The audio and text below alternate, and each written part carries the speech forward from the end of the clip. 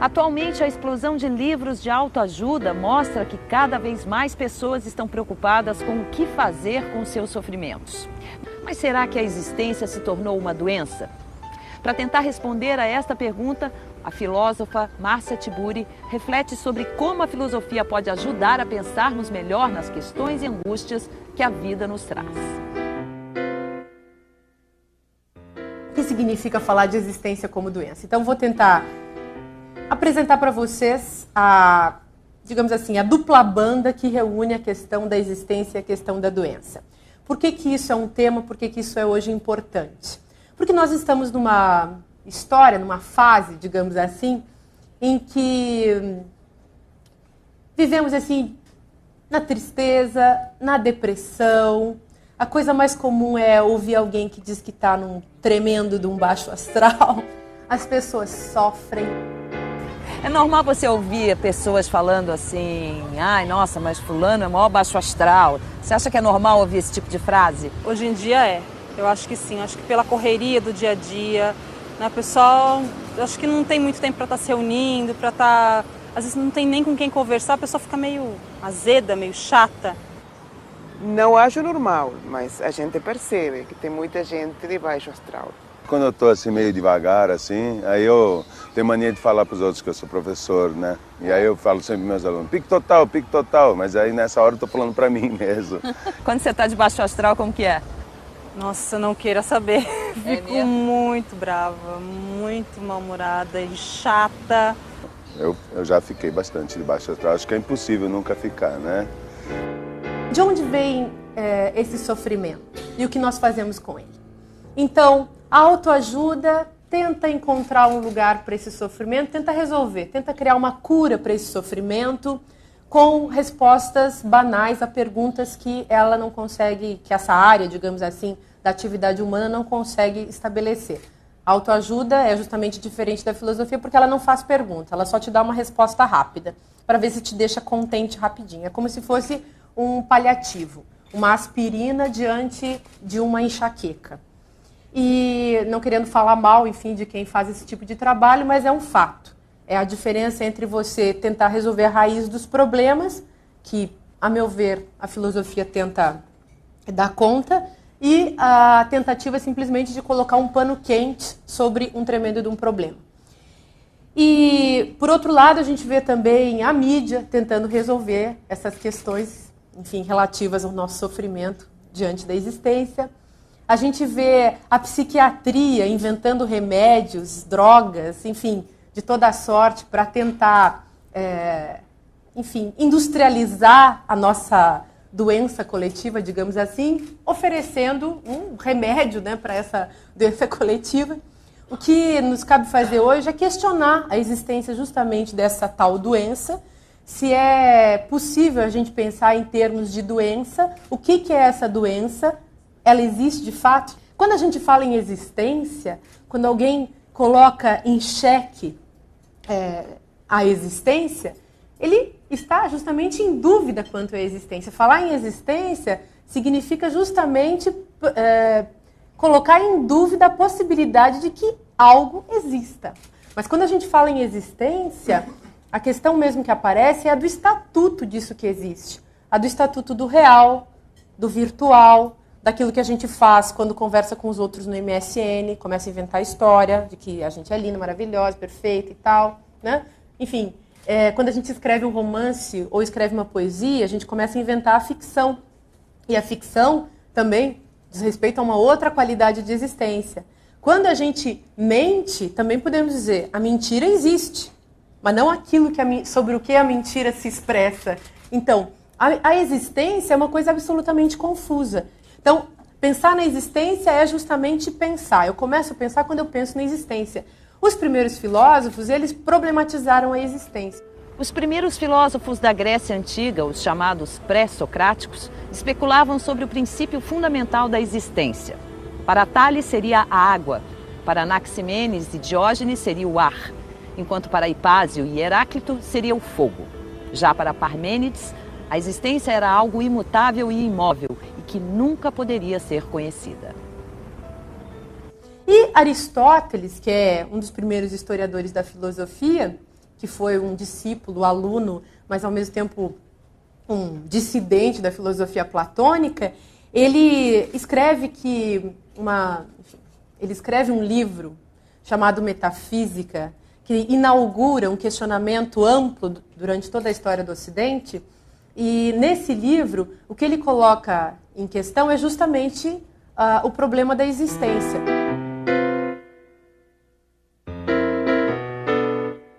O ser propriamente dito se entende por muitos sentidos.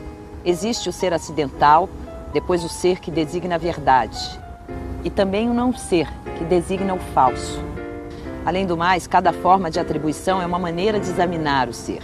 Se consideramos sob a relação da essência, da qualidade, da quantidade, do lugar, do tempo e sob outros pontos de vista análogos. E existe, por último, o ser como potência e o ser como ação. Então, quando nós falamos em existência, podemos recorrer à questão aristotélica e dizer o que é a existência? É o ser. Mas não tem nada mais esquisito do que falar do ser, porque o que é o ser? O ser é um verbo, não é? Eu sou, tu és, ele é, e assim por diante. E falar do ser é tão estranho, porque o ser, ele se apresenta, mesmo que de diversos modos, como diz o Aristóteles, ele se apresenta de um modo, nesse sentido aí da metafísica, de um modo um pouco abstrato, de um modo um pouco intransitivo. É como se, ao dizermos ser, não estivéssemos dizendo nada. Então, se associamos o ser com a existência, já ficamos confusos, porque se eu penso como existo, se eu penso, me coloco em questão eu mesma, no ato de me perceber existindo, de que jeito será que eu posso existir se o ser é um tanto inconcebível, um tanto intocável para mim?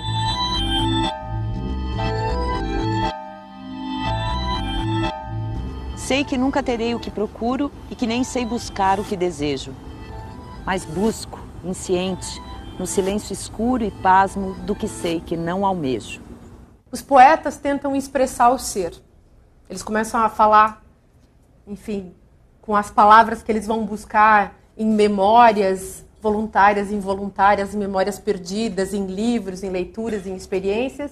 Palavras que eles tentam cavar de dentro da própria existência para poder expressar a própria experiência que eles fazem com essa coisa que se chama existência. Nós podemos pensar a existência, acho eu, de um jeito muito simples.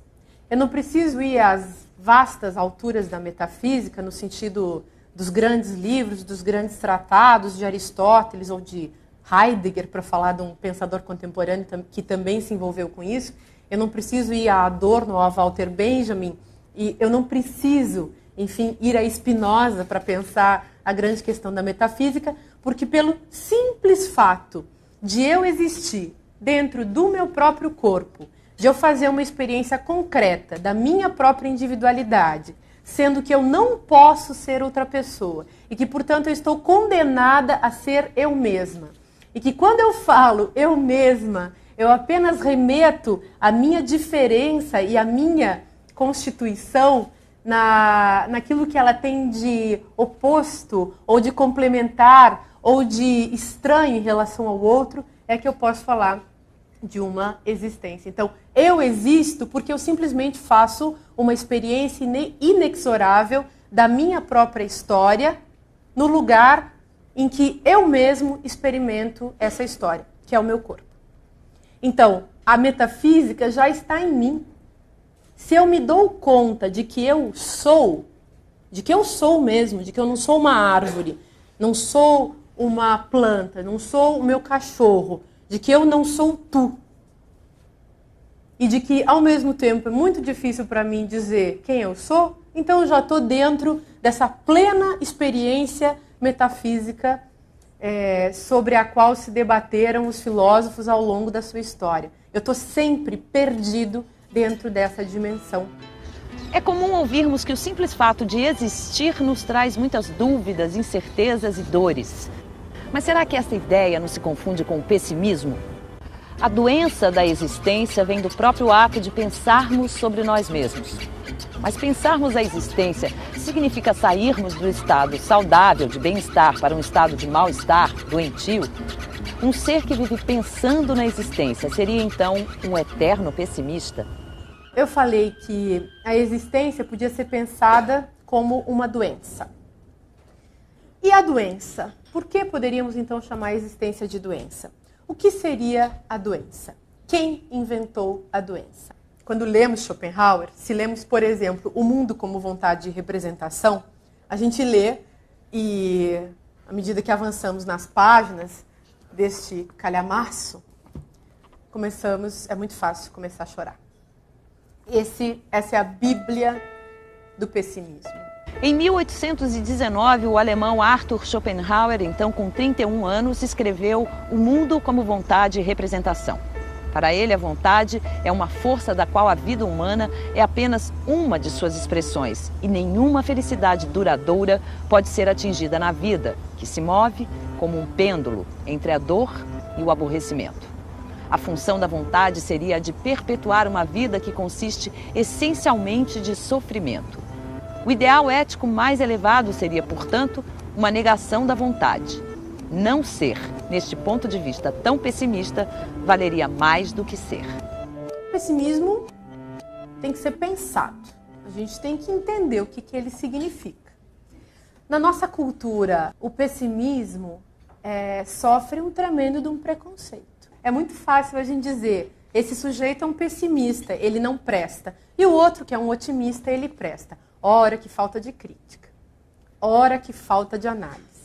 Ora que falta de noção, para usar uma gíria do nosso tempo, né? A gente não tem noção das bobagens que a gente fala. E Schopenhauer era um pessimista, e quando eu digo que isso é a Bíblia do pessimismo, eu estou fazendo um elogio. Tem uma frase do Schopenhauer, ele tem um estilo assim, bastante jocoso, bastante engraçado, e ele diz o seguinte: a essência da existência é a dor. Essa frase é o mandamento magno do pessimismo. Por que a existência é dor? A existência é pena.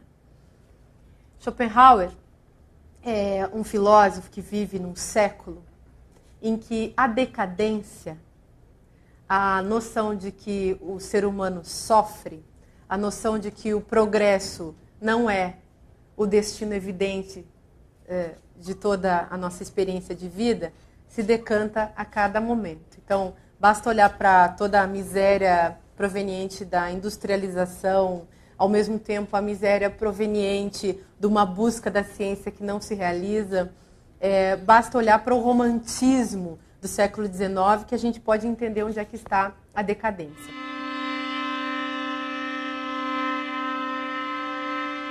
Uma noite no cassino, a Lísia Soares, que fazia-se íntima com ela e desejava ardentemente vê-la casada, dirigiu-lhe um gracejo acerca do Alfredo Moreira, rapaz elegante que chegara recentemente da Europa.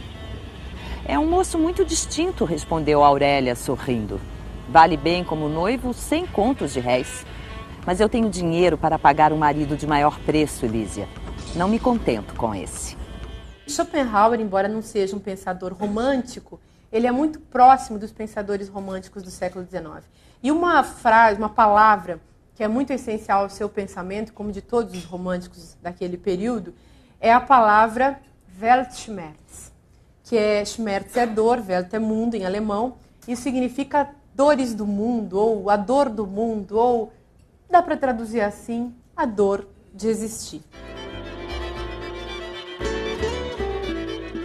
A dor de existir, dá para a gente dizer assim, ela vem de uma experiência que nós fazemos a todo momento de antecipação da morte. A dor, diz o Schopenhauer, ela não vem do medo, ou melhor, simplesmente do fato de que nós não podemos realizar o desejo, mas de que nós também, a todo momento, experimentamos a morte, não como apenas uma ameaça futura, lá um dia morreremos, uma finitude no sentido mais distante e longínquo, mas no sentido mais próximo, de antecipações, de prévias da morte, que são dadas nesse sofrimento que a gente vive a cada instante do nosso cotidiano. Então, o nosso corpo quer e o nosso corpo não pode. Muitas coisas o nosso corpo pode, o nosso corpo respira, o nosso corpo anda. Agora, o nosso corpo quer mais, e o nosso corpo não quer só comida. E o nosso corpo não quer só sexo. E o nosso corpo quer além. Talvez o nosso corpo queira a dança. Talvez o nosso corpo queira o pensamento. O nosso corpo quer, e a cada realização daquilo que é o seu querer, sobre o qual, lembrem-se, nós pouco sabemos, a cada realização, o que nós encontramos, diz o Schopenhauer, é o tédio, né, que é o aborrecimento, que é aquele desejo satisfeito. Nos momentos em que nós realizamos o nosso desejo, nós então passamos a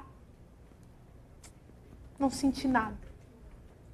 Ou sofremos porque o nosso desejo não foi realizado. Eu sou assim, atingi o objetivo e agora, hein? A gente tem o que quer e agora. Atingiu a cenoura e agora. Eu acho que é da própria condição humana. Eu acho que o homem é insatisfeito por natureza. Aliás, que em parte é uma coisa boa, né? Então, para evitar que venha aquela depressão, corro atrás de outra. E aí vai. Mas de que serve, então, pensar tudo isso, né? Isso é a raiz do pessimismo.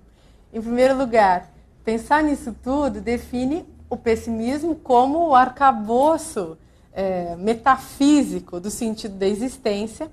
E, para sinalizar, assim, não apenas que não adianta a gente querer viver no carnaval, mas, no caso do Schopenhauer, que o carnaval, na verdade, nunca se realiza. Nunca. É impossível.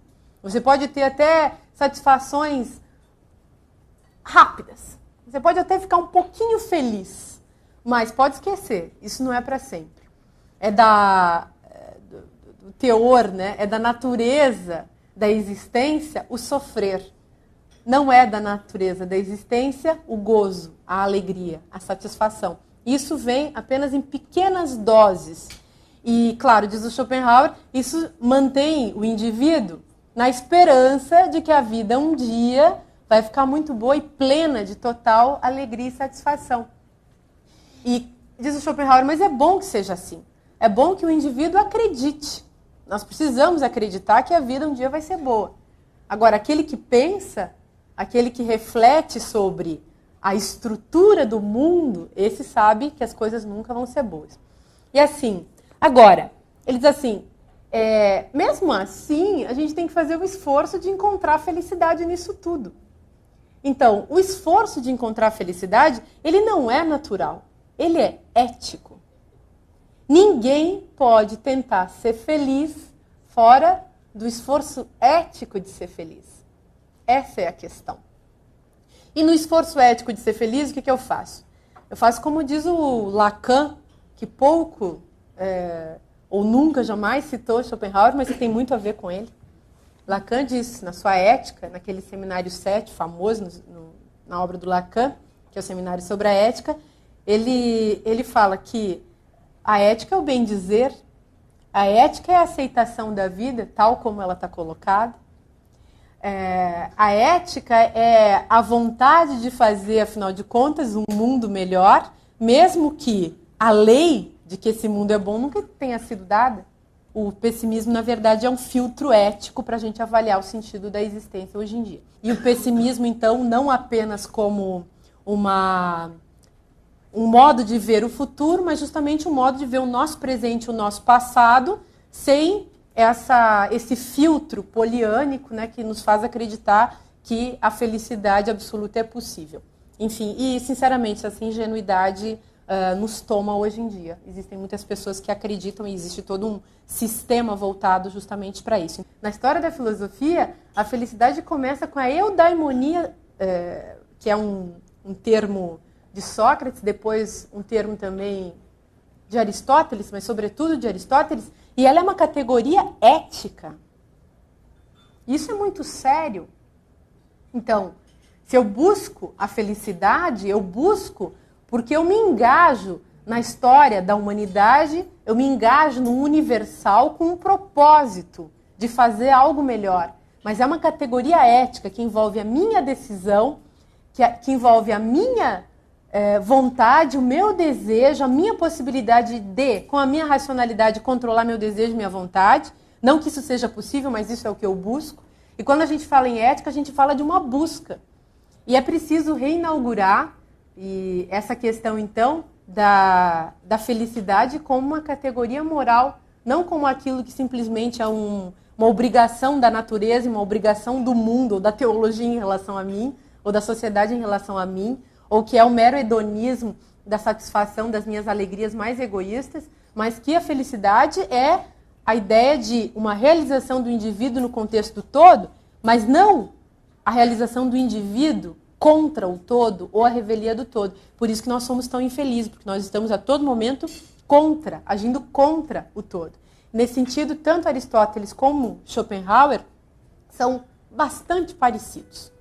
Se a felicidade não é natural e depende da nossa vontade, devemos pensar a tristeza dessa maneira?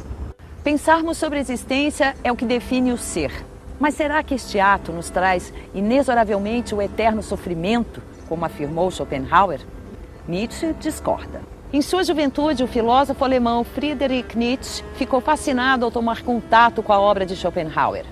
A descoberta foi crucial no desenvolvimento de sua própria obra teórica. Posteriormente, no entanto, Nietzsche acabou por se revoltar com a visão pessimista de seu antigo ídolo. Para ele, a alegria estava na própria vida, no aqui e agora, nesta e não em qualquer outra existência. O problema do homem era exatamente não aproveitá-la. Foi com este pensamento que Nietzsche viveu uma década de isolamento social e sofrimento físico, apesar de intensa atividade intelectual criativa. De 1879 a 1889, ele viveu sob cuidados em asilos e na casa de familiares, já que a sífilis estava gradativamente fazendo com que Nietzsche perdesse suas capacidades físicas e mentais. Ele morreu em 1890, depois de sofrer um derrame que o deixou totalmente paralisado. Nietzsche ficou louco. Tem gente, aliás, que diz que Nietzsche não ficou louco, né? Tem gente que acha, enfim, é meio absurdo dizer isso, porque toda a história trata da degeneração que ele sofreu, que era uma degeneração física. Não se sabe bem qual doença ele sofreu, mas o fato é que ele saiu da universidade, ele não pôde mais dar aula, ele escrevia quando ele dizia que estava num período de cura, e nesse sentido, é claro que Nietzsche foi um doente. E ele escreveu sobre sua doença justamente para fazer um elogio dessa condição, não para dizer assim, eu gosto muito de estar doente. Ele nunca fez isso, mas ele também nunca disse, eu odeio estar doente.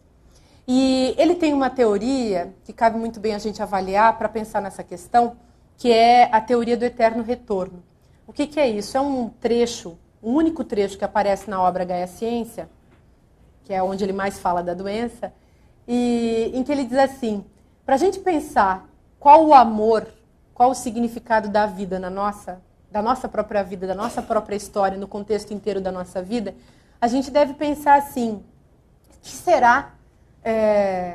Será que eu teria coragem de viver tudo aquilo que eu já vivi? Será que, olhando para trás, eu poderia repetir ipsis literis, momento a momento, cada segundo da existência que eu já vivi? Olhando para trás, será que eu posso imaginar que eu seria capaz de repetir tudo aquilo com tudo que houve de prazer e de dor no que eu vivi? E ele considera o seguinte, que aquele que consiga dizer sim ao seu próprio passado é um indivíduo que conseguiu superar a doença. Aquele que diz não, não conseguiu superar a doença. Ora, o que é a doença? A doença é aquela dor de existir que perfaz também a nossa existência, mas que não tira o nosso prazer de existir. Então, é a dor de viver que é a todo momento contrabalançada pelo próprio prazer de viver. Então, infeliz e louco seria o pobre coitado do imbecil que acreditaria, ou que acreditasse, ou que tentasse desenvolver uma vida sem sofrimento. Claro, buscar o sofrimento não é ético, mas acreditar que o sofrimento não está junto conosco, que ele não constitui isso que se chama vida, isso é um absurdo. Então, o sofrimento está dado. Mas nós não precisamos olhar para o sofrimento como se ele fosse apenas a tragédia da qual a gente deve fugir. Evitar com qualquer sonífero, ou qualquer ginástica, ou qualquer barbitúrico, ou qualquer droga, enfim. Como se nós pudéssemos colocar uma venda diante dos nossos olhos. Também Nietzsche vai olhar para a existência como doença, mas pensando que nós não precisamos apenas sofrer diante dessa existência, mas podemos também conhecer o lado corajoso, o lado heróico da nossa vida diante dessa existência. Então, é diferente, um pouco diferente do Schopenhauer, porque o Schopenhauer tem a saída engraçada, né, jocosa, assim, do tédio. Então, para Nietzsche não tem o tédio. Para Nietzsche tem a criação. Para Nietzsche tem a invenção. Schopenhauer é meio assim, já que a vida não tem muito sentido, o sentido onde está? Aqui mesmo, nessa coisa meio banal que a gente vive. E o nosso grande esforço tem que ser o de nos tornarmos bons animais. Somos animais, sofremos, somos uma corporeidade animalesca que sofre, porque tem desejo. Qual é o nosso dever? Tentar ser ético. E Nietzsche, por sua vez, também vai conceber, então, a existência como uma doença, mas com outro jaez, com uma outra interpretação que favorece a gente pensar na criação do sentido, já que o sentido não está dado. Então, enquanto Schopenhauer diz estamos no tédio e o máximo que podemos fazer é rir, ou nos tornar ascetas, ou ir para o budismo, ou de repente nos tornarmos artistas ou contempladores de obras de arte, para Nietzsche o sentido tem que ser criado a todo momento. E aí que Nietzsche vem com uma ideia muito bonita, assim, de que aquilo que para muitos é a doença, pode ser a doença mental, a doença física, a doença qualquer que seja, quando a gente sai fora dessa convenção da saúde, a gente pode encontrar a fonte da nossa própria inspiração criadora. No seu livro O Nascimento da Tragédia, Nietzsche apresenta o deus grego Dionísio como contraposição a outro deus, Apolo, na medida em que ambos representam diferentes impulsos humanos. Enquanto Apolo representaria o impulso da ordem, da luz, do individualismo e criação, Dionísio representaria o impulso do exagero, da celebração, da libertação, da escuridão e da destruição.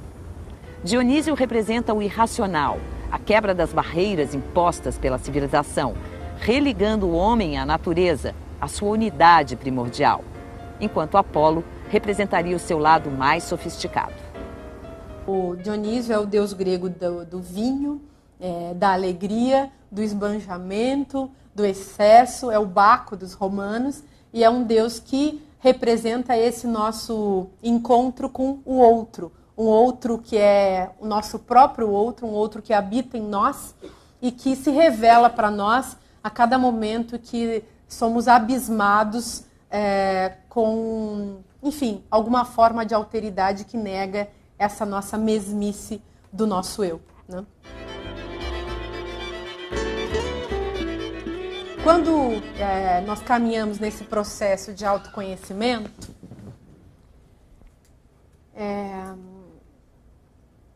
não é um processo também que se dá para todo mundo. Ele só se desenvolve em certos sujeitos e em função de determinadas condições em geral de sofrimento. Ninguém que não sofra consegue conhecer a si mesmo.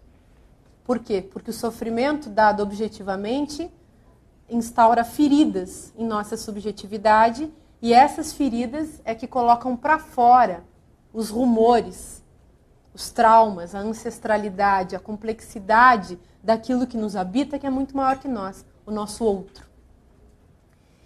E então, quem é capaz de fazer essa experiência de si mesmo, que é uma experiência de autoconhecimento, sem susto, sem horror? Ninguém. É impossível eu constituir a mim mesmo, eu construir um espaço daquilo que eu sou, eu constituir, afinal de contas, uma subjetividade, se eu não tiver uma experiência da alteridade. E o que eu vou tentar desenvolver com vocês é essa ideia de que toda alteridade mora também dentro da minha mesmidade. De que quando eu busco o outro, eu busco a mim, e quando busco a mim, na verdade, o que eu encontro é o outro de mim. E por isso, lá pelas tantas, quem envereda nesse caminho do autoconhecimento acaba descobrindo que ele vive numa plena e filosófica, não psíquica necessariamente, esquizofrenia. Todo mundo é um e é outro. Conviver com o outro, que é parte do próprio eu, sempre foi o maior enigma da existência. Veremos como os gregos, que não tinham psicoterapia nem livros de autoajuda, se confrontavam com sua alteridade. Na antiguidade, ícones representados em talismãs, estátuas e totens eram muito usados pelo homem para enfrentar seus medos. E o maior medo do homem sempre foi ele mesmo. Nesse horror da experiência subjetiva, os gregos desenvolveram imagens. Eles configuraram ícones que tentavam dar conta, tentavam explicar esse encontro, enfim, com tudo aquilo que é pavoroso, justamente porque configura a ideia da alteridade. As górgonas estão entre as personagens mais antigas da mitologia grega. Eram filhas de Gaia, a deusa da terra, e representadas como monstros de aspecto feminino, com grandes presas e com um cabelo que consistia de diversas serpentes. Segundo a lenda, quem olhasse diretamente para elas era transformado em pedra.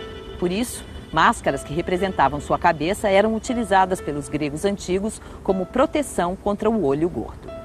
E diante da górgona, ou dessa potência do horror que todos nós experimentamos, desse específico horror que é medo e é pânico, e que eu acho que está muito presente na nossa experiência mundial atual, as pessoas saem da experiência da doença da depressão e entram na experiência da doença do pânico. Hoje em dia a coisa mais normal é você encontrar uma pessoa que diz que tem pânico, né? É um tipo de doença. Então, ela trata esse seu pavor em relação à existência como uma doença e tem remédio, inclusive, para isso. Os gregos, que não tinham tantos remédios, eles desenvolviam esse tipo de imagem para curar esse tipo de coisa. Quem é a górgona? Nessa imagem, então, de terror, que representa uma divindade muito estranha, cuja mais importante para nós é a Medusa, que é a górgona que tem a cabeça de serpente, com várias serpentes no lugar dos cabelos, e que é a única, enfim, a Medusa, né? É a única das 3 górgonas que é mortal. E a ideia que eu quero propor a vocês é que a gente pense como hoje em dia nós vivemos numa espécie de complexo de Perseu. Quem é Perseu? Perseu é o herói da mitologia que matou a górgona chamada Medusa. O grande desafio que foi colocado a ele como herói era de conseguir percorrer as profundezas dessa alteridade, chegar diante dessa figura monstruosa, decepar sua cabeça sem olhar para seus olhos. O que isso representa, né? Se a gente pensar em termos da nossa própria autoconstituição, isso representa o momento em que todos nós, no nosso processo de individuação, passamos por determinados perigos que são aniquiladores. E será que há algum perigo que seja o mais aniquilador de todos os perigos? A górgona configura justamente esse perigo maior de todos. Esse perigo que, enfrentado, tem o poder de nos destruir. Ele pode acabar conosco em vez de nós acabarmos com ele. E como que ele acaba conosco? Nos petrificando. O que significa petrificar? Significa virar pedra, não ter mais vida. Para os gregos, a imagem da pedra é a imagem da morte. A pedra é sempre algo sepulcral, é algo sem espírito. Então é terrível, você se transformar em pedra é você acabar com toda a sua chance. E a górgona, ela faz isso. Agora nós podemos perguntar, será que hoje em dia nós encontramos com a górgona e nos transformamos em pedra?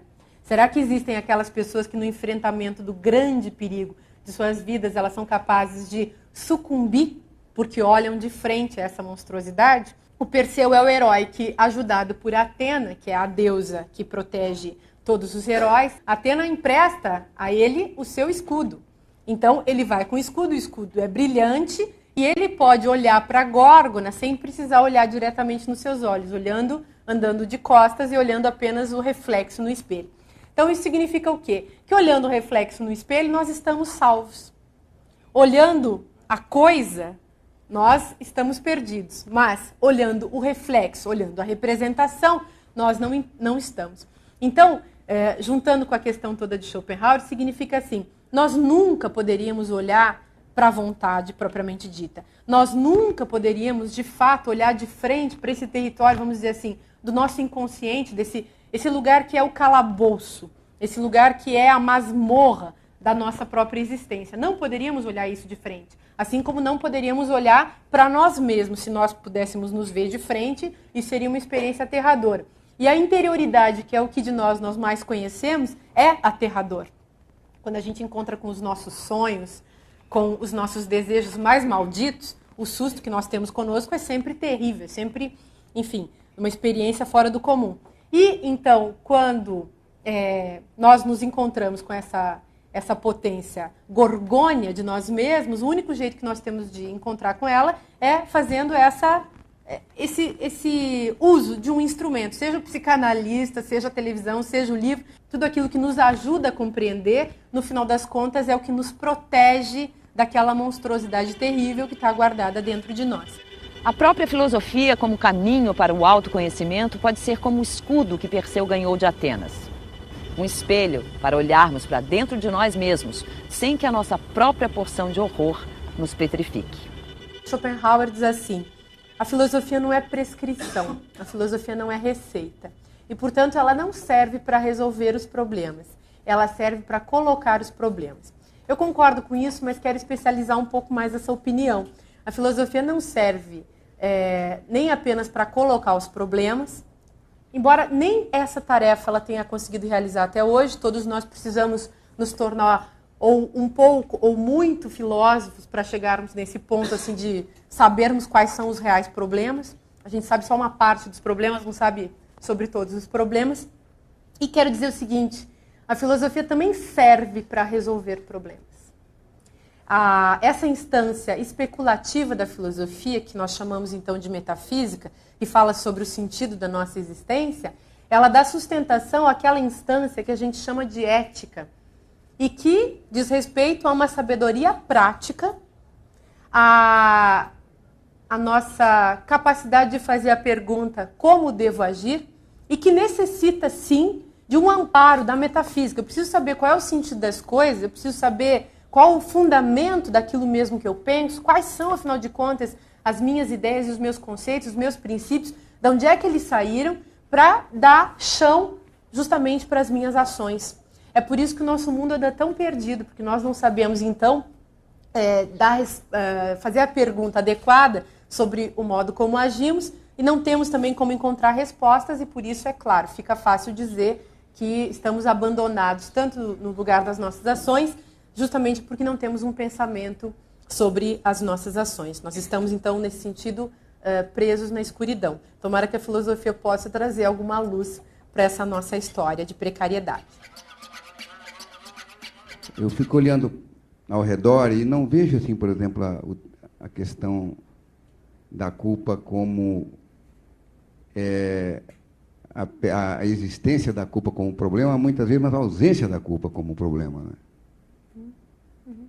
E quase que a substituição da culpa pela vergonha. Eu falo tanto em responsabilidade porque acho que a responsabilidade é o termo laico contra o termo culpa. Porque o termo culpa, embora ele saia do direito, ele migrou para a teologia e ficou um termo muito pesado. Todavia, o termo responsabilidade é um termo mais moderno. Então, um termo que envolve a liberdade do indivíduo, e que o que é a responsabilidade? Ela é a consequência do ato livre. Então, eu não acredito que se construa nenhuma responsabilidade que não seja coletiva. Essa é uma questão que eu coloco. Não adianta eu dizer para minha filha adolescente que fica grávida que ela é responsável por ela e, portanto, saia de casa e vá se virar.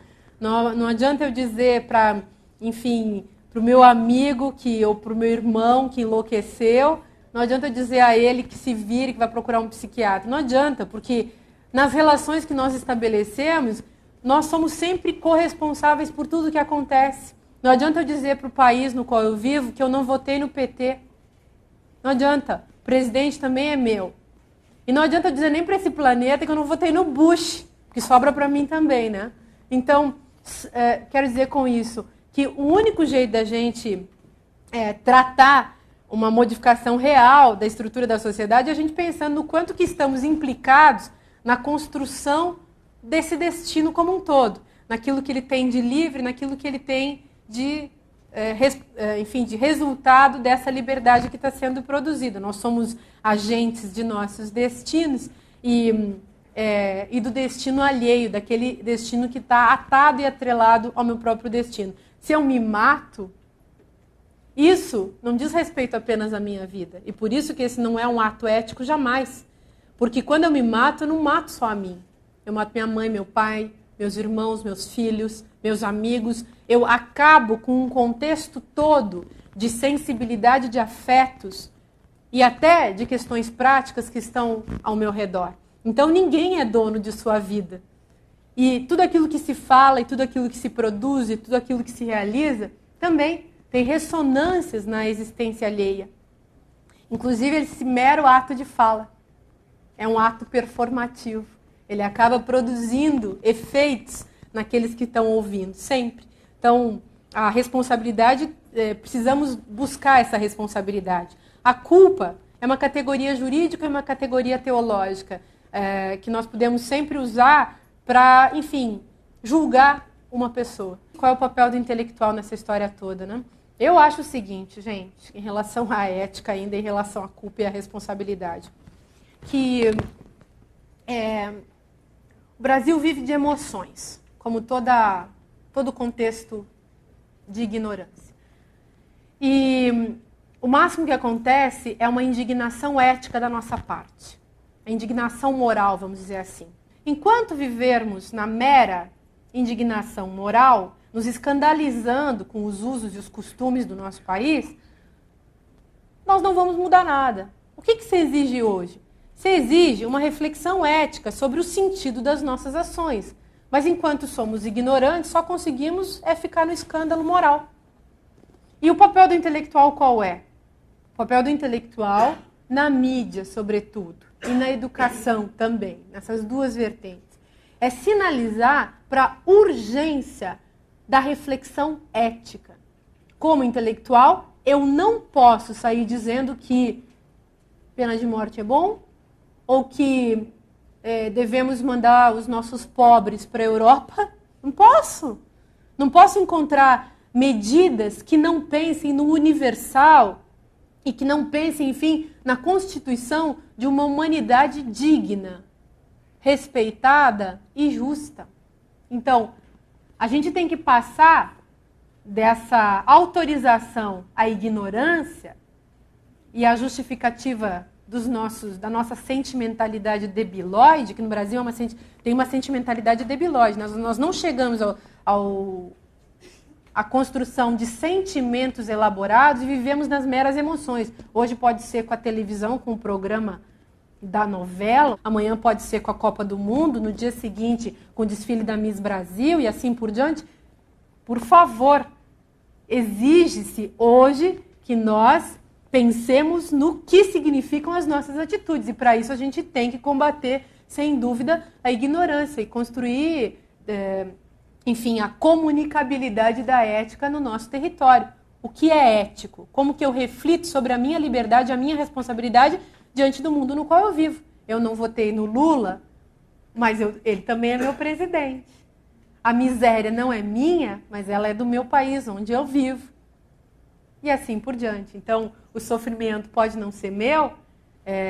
Se a gente pensar na questão do feminismo, a minha vida como mulher pode ser muito boa, mas se eu não for solidária com as minhas antepassadas e com as mulheres que vivem a tragédia nas classes baixas e nas classes menos favorecidas, também, enfim, não sou um sujeito ético. Então, o sujeito ético é aquele que pensa na liberdade, na responsabilidade, enfim, e no modo como tudo isso deve ser construído dentro do contexto todo no qual ele vive. Isso não é nada fácil, e sinto muito dizer, é tarefa daqueles que podem construir isso, porque não pensem que aqueles que estão abandonados à condição de mera animalidade, que esses vão conseguir pensar. Então, nós não podemos exigir, assim como eu não posso exigir que uma mulher que pousa nua na Playboy tenha consciência da história das mulheres, eu não posso exigir dela, é claro que ela fez aquilo por pura ignorância.